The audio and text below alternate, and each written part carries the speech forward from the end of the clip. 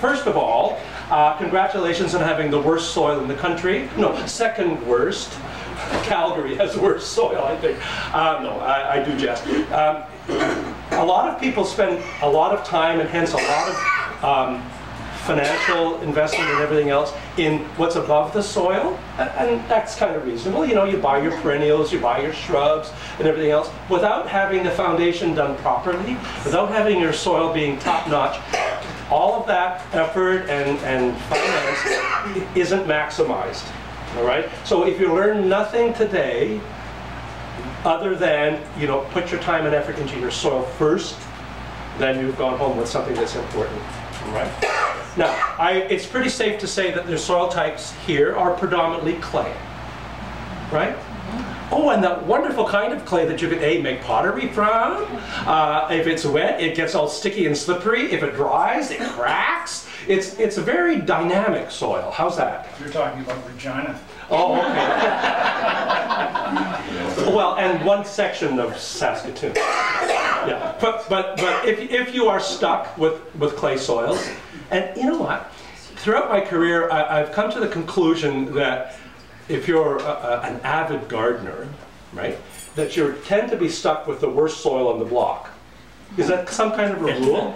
You know, the neighbor 4 doors down that is like could care less whether they're growing dandelions or ragweed, have fantastically deep sandy loam. They could grow pretty well anything out there. Put the garbage bag out, it would take root and grow into a shrub, right? And here you are, you know, toiling over the worst soil. So, for those of you who may have nasty soil or clay type soil, there's a couple of things that you can add to that. Anybody got a suggestion of what you would amend a clay soil with? Come on. Oh, Spencer didn't tell you it's interactive? It is. Any ideas what you would add to the soil? Compost. Compost is excellent. Okay, excellent. That's one. That's an organic matter. Sand. Who agrees? No.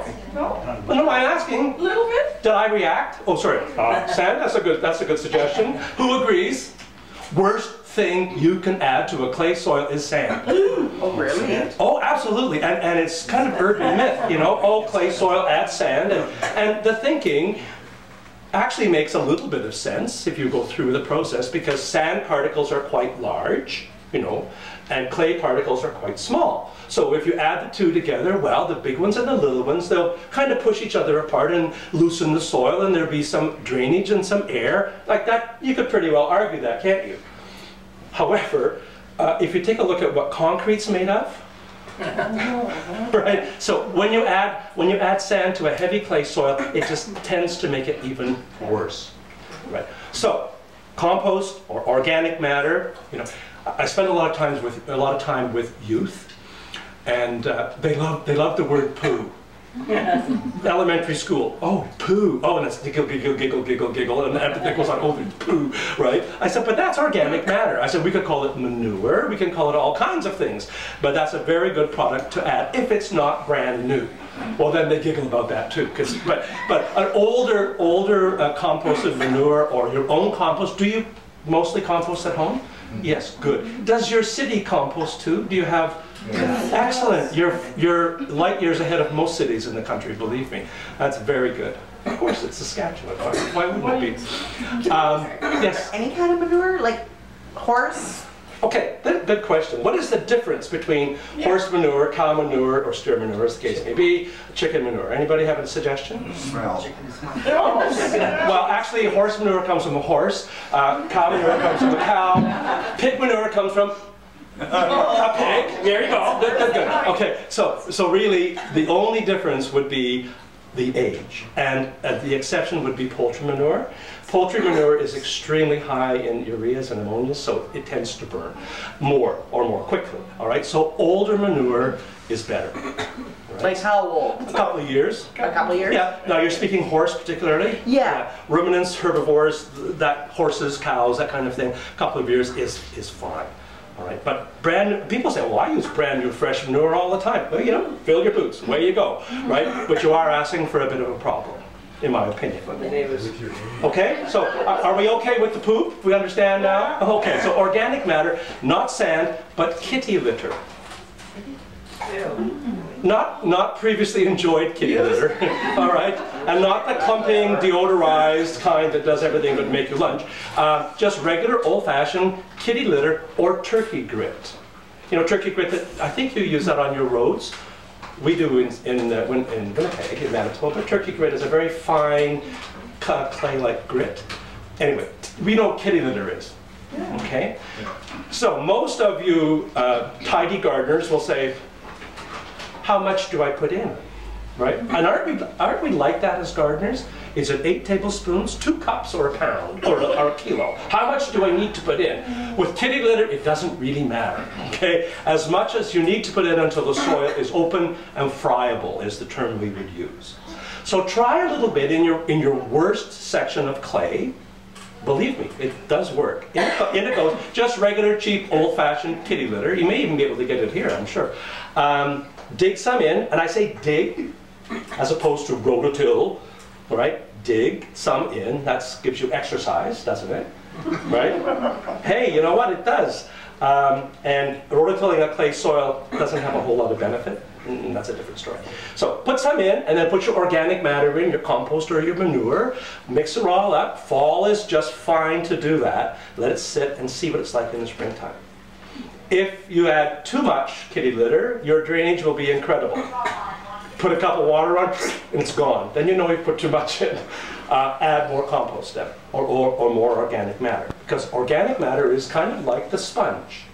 Right? Now the reason you put the kitty litter in, because it's a calcium clay, a baked clay basically, that doesn't compress. Like vermiculite compresses, right? So any benefit of holding the soil particles apart, like this, is gone if they compress. So if you put kitty litter in, it will hold the particles apart, therefore allowing drainage and air movement in the soil. Pretty simple science, all right? So try it. Yes, dear?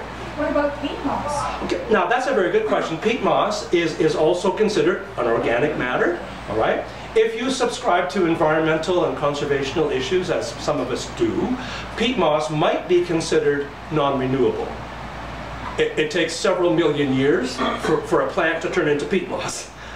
So that's one thing. Second thing is, peat moss is getting to be rather pricey these days. At least by my wallet, it's getting to be pretty pricey. So I use it very sparingly. I use more manure because it's readily available. I live in the capital city. You got that? Okay, good. So it's more readily available. It's less expensive, you know, but around a very special perennial that one you pay $19.95 for, or you know, then I would use a little bit of peat moss around the plant itself, as opposed to do my whole flower bed or shrub bed or whatever in peat moss. So that's a very good point. But not everybody agrees with that. Some people swear by peat moss, and that's what they use. Fine and dandy. I would ask you though, when you put a bale or 5 bales into your garden this fall, by next spring, see if you can find it. Or by the end of the season, like, where does it go? Right? The same place that one sock in the dryer goes. Like, sure, it's all around bales of peat moss somewhere. Anyway, so it doesn't last very long, as opposed to manure. Now, also with compost or manure, you're adding texture, like the sponge thing I talked about, but also there's all kinds of microorganisms, little good guys in the manure that help the health of your soil. Now you may buy products like Mike, M-Y-K-E, Mike, which is a mycorrhizal bacterium. That's a big word. Mycorrhizal bacterium, but that's in manure already. It's there. Maybe not in the same quantities, you know, or the same concentrations that that you buy in the container, but it's there. Right? So you're getting this sponge effect that will help keep the moisture in, help push the particles of clay apart, and or sand. If you're on a very light soil, organic matter is what you would add as well. Okay? Very, very good. Even a good loam, organic matter is important, not kitty litter. Okay? Does that kind of give you the idea about soil? Now, as far as feeding your soil, and it's called, we call it plant food now as opposed to fertilizer. Plant foods, for political reasons. Plant foods are fine. There are synthetics and non-synthetics. Poop is non-synthetic. However, manures and the ratio of nutrient, or the value of fertility, if you want to use that, or the food value of manure is not that high. contrary to what most people think. Oh, I use only manure, right? If you, the ratio, you know, in the bag of fertilizer, what we have here, 15, 0, 30, there's always 3 numbers, right? Nitrogen, phosphorus, potassium. In manure, it's probably 1.5, 1.5, 1.5. All right? So I'm not saying it's bad, absolutely not bad, but use it for the right purposes. Okay? There are other products that you can buy, organic or synthetic, that will boost the nutrient level of your soil. All right? So, safe to say, put your time, effort, and money into your soil first. Now, can I ask a dumb question? yeah, there are no dumb questions, but you can ask this question. Okay. With all the potash dust in the air, which is potassium, is that affecting the amount of stuff we should use in our fertilizer? That's a very good point. It may well be. I can't answer empirically if that's true, but it kind of makes sense to me because potash, of course, is a mineral. It does take a fair length of time to dissipate. So if the dust is falling onto the soil, so maybe that's a really good question for the ag scientists, you know, Agriculture Canada, or the potash people. It's changing the patina on the bronzes. It's turning the bronzes. So I mean, it isn't too much of a stretch to think that it's probably altering the soil as well. That would be my guess, but I can't say for sure. Okay? No, that's a good question. All right, so now with soil, let's sort of just segue slightly into what we're doing in the fall, like our bulbs, for example. Now, the bulbs, they come from Holland, at least what you get here.